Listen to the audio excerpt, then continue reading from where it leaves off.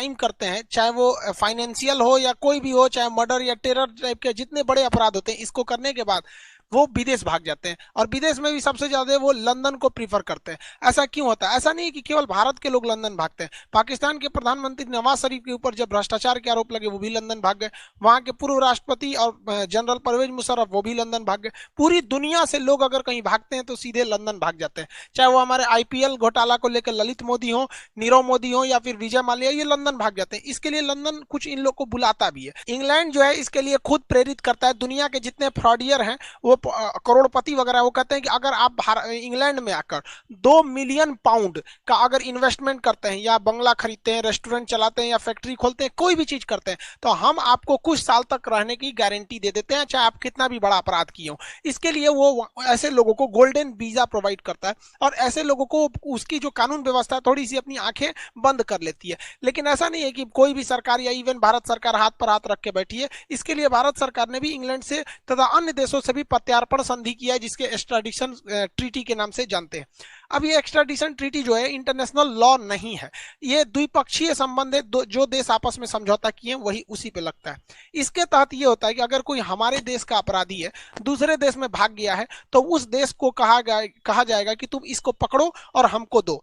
तो अगर देखिए, पकड़ने के लिए वो देश पकड़ेगा नहीं पकड़ेगा इसकी कोई गारंटी नहीं है, तो इसके लिए इंटरनेशनल पुलिस, शॉर्टकट में इंटरनेशनल को शॉर्टकट में इंटर, पुलिस को पोल, तो इंटरपोल के पास जाया जाता है। इंटरपोल एक नोटिस निकालती है जिसे कहते हैं रेड कॉर्नर नोटिस, और वो रेड कॉर्नर नोटिस उस देश को दिया जाता है कि देखो तुम्हारे देश में ये अपराधी खुलेआम घूम रहा है, पकड़ के दे दो।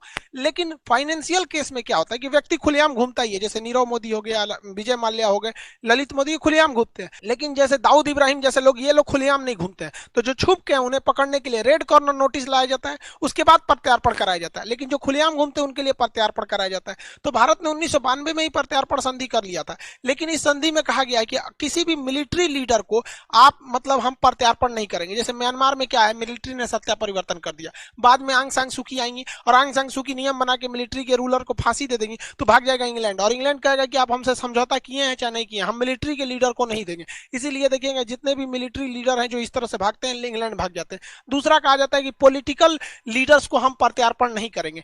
जैसे अभी जो बाइडन आए हैं, अगर मान के चलिए डोनाल्ड ट्रंप पे 20 केस लगाएंगे तो भाग आएंगे डोनाल्ड ट्रंप लंदन में। तो ये दो लोग तो सीधे सीधे बच सकते हैं, मिलिट्री और पॉलिटिशियन वाले लोग, क्योंकि आप ऐसा पॉलिटिशियन लोग भी बहुत ज्यादा कभी कभी, जैसे इंग्लैंड, इसमें चाइना में क्या होता है, कोई भी अगर सी जिनपिंग के खिलाफ आवाज उठाता है तो या तो गायब कर दिया जाए तो मार दिया जाएगा। तो वो लंदन भाग जाएंगे और लंदन खुलेआम कह देगा कि भाई हम पॉलिटिकल असाइलम, राजनीतिक शरण लेने वाले को हम देते नहीं है। लेकिन अब दिया किसको जाता है, तो वैसा क्राइम करने वाला व्यक्ति जो दोनों देश में क्राइम माना जाता हो। जैसे भारत में कुछ ऐसे क्राइम है जिन्हें आप क्राइम मान सकते हैं, लेकिन बहुत वो ऐसे कानून जो है वो अमेरिका या इंग्लैंड में क्राइम नहीं माने जाते हैं। तो आप उसी संधि पर प्रत्यार्पण, उसी कानून पर होगा प्रत्यार्पण जो इसको दोनों देशों ने क्राइम की श्रेणी में रखा हुआ है। जैसे भारत में पोर्नोग्राफी बनाना एक तरह का अपराध है, लेकिन इंग्लैंड में यह अपराध नहीं है। तो दोनों कंट्री में अपराध नहीं है, तो इंग्लैंड कह देगा कि नहीं भैया हम आपको प्रत्यार्पण नहीं करेंगे। लेकिन नीरव मोदी और विजय माल्या के समय में तो दोनों देश कहते हैं कि अपराध है, बैंक का पैसा लेकर नहीं चुकाना या फर्जीवाड़ा करना दोनों अपराध है। इसके अलावा कहा जाता है कि ऐसा नहीं है कि आप आइएगा कहिएगा कि फला आदमी आपके यहाँ देश में है, हमको दे दीजिए, हम इस पर मुकदमा चलाएंगे। आपको पहले उसका प्रॉपर एविडेंस, सबूत दिखाना पड़ेगा।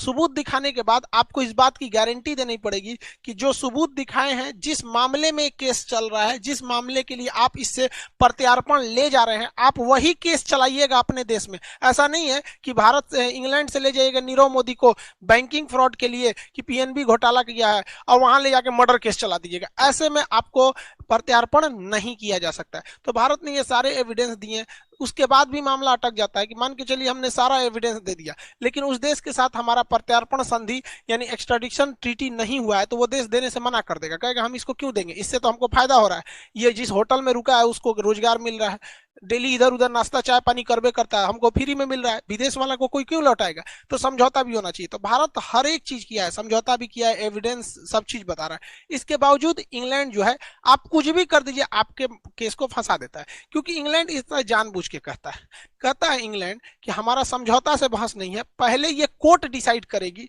कि हमें लौटाना है या नहीं, यानी जो जो चीजें जरूरी है ये कोर्ट में जाएगा। और ये शुरुआत करता है इंग्लैंड डिस्ट्रिक्ट कोर्ट से। अब आप बताइए भैया, डिस्ट्रिक्ट कोर्ट में 3 साल लटक जाएगा मामला।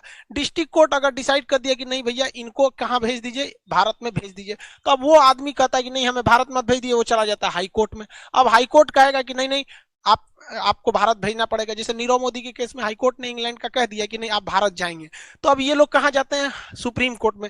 लेकिन सुप्रीम कोर्ट में जाने से पहले यहाँ इन्हें एक और मतलब परमिशन लेनी पड़ती है हाई कोर्ट से कि ये मामला सुप्रीम कोर्ट के लायक है कि नहीं।